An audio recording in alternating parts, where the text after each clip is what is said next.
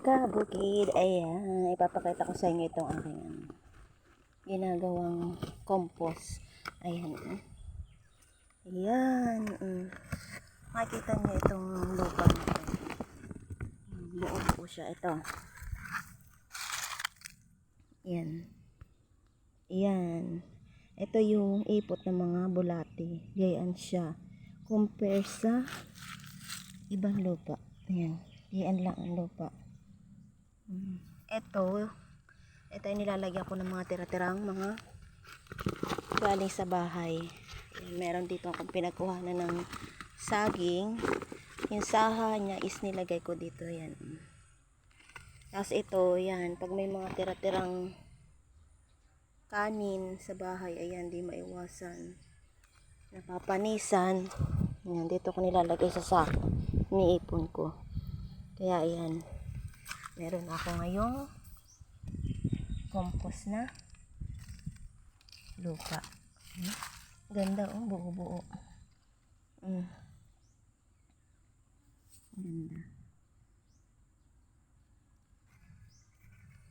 Tapos ayan, walang kumain ng bayabas. Yan, dito ko nalaan din siya lalagay. Ito yung tanim kong ubi na hindi lumaki-laki. Hindi ko na kung bakit, siguro nakakain din siya ng mga bulate. Kaya hindi lumalaki. Nasasamahan ko ng mga tira-tira din. Ayan. Sabi ko habang hindi lumalaki itong ubi na to, yan, tinaniman ko dito sa gilid ng kamatis. Kaso hindi siya masyadong naarami. Ayan, sumibol na yung aking pakuan. Kasi mayroong binigay sa akin ng tiyahin ko na pakuan na galing sa Agri-Store. Expired na siya. Ngayon, pinamimigay ng Agri-Store sa mga suki niyang bumibili ng mga product nila. Yan, binigyan siya ng ilang lata ng pakuan. Yun nga lang, expired na nga siya, kaya hindi mo masusure yung germination niya. Pero ito, ayan. Sabi ko, ililipat ko na lamang yung kung sisibol nga. Sumibol naman siya. Tagal kong hinintay na sumibol. Binabad ko muna. Ayan yung iba. Nagkumpul-kumpulan. Nakala ko kasi hindi siya sisibol. Ayan, meron ako. Ano kaya mabuhay ito? Ano ko sa tataklaban ko ng konti. Yun, nasibol.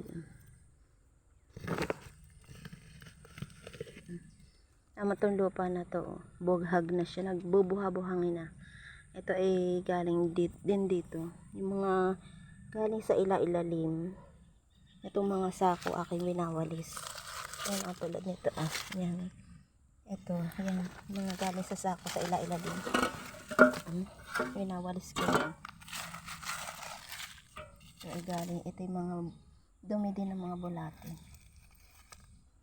Kaya maganda.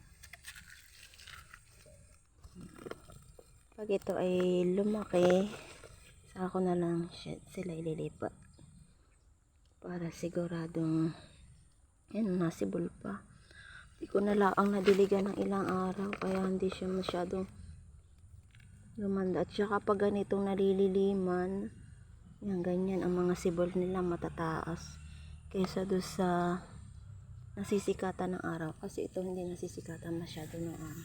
Parang nga lang shaded sila masyado. Ayun, bunga pa pala yung bayabas, ang dami. Kaso hindi ko naman makain at overripe na. Itong aking blue ternate ay naglalaguan na din. Yan. Merong blue ternate na single, sabi nila single petals.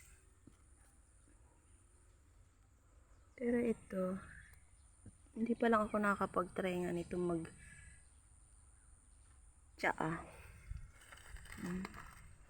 Ito naman yung aking mga ubi. Ito ay bunga na siya. Akin nang pasisibulin. Pag napasibol ko, saka ako na lang itatanim. Meron pa dito sa ilalim. Ayan yung mga, ayan.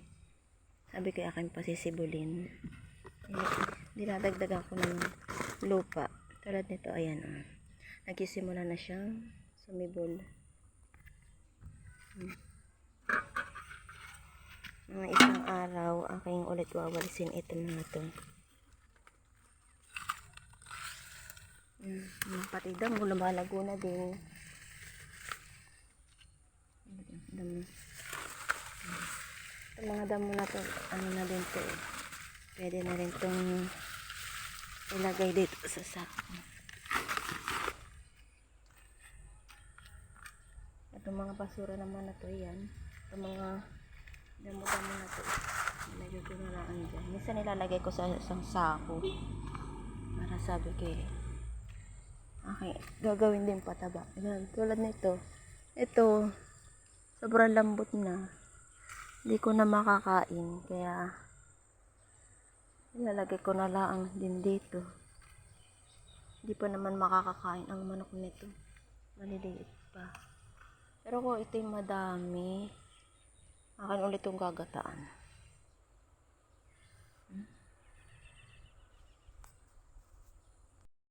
Galing ito sa birthday yan kahapon. Yung mga pinagbalatan ng mga gulay, ayan. Dinala ng nanay ko. At ito nga daw, mahilig akong mag-ipon-ipon ng mga ganito. Kaysa naman sa itapon nga lang, ayan. Dinala niya. Bigay lalo na yung mga balat-balat ng mga carrots. Ito, sayote. Ayan, cauliflower. Tsaka mga beans. Ayan, usapan tayong organic para maibalik natin ang mga sustansyang kailangan ng ating lupa. Huwag tayong magtapon ng mga ganitong nabubulok.